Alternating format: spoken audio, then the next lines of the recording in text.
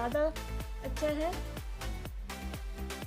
तो ये 2 मिनट में आपकी स्किन पे सेट हो जाएगा। आप इसे ट्राई कर सकते हैं। ये सभी स्किन वालों के लिए, ऑल स्किन टाइप्स है इसमें लिखा हुआ है, और सभी स्किन वाले इसे यूज़ कर सकते हैं।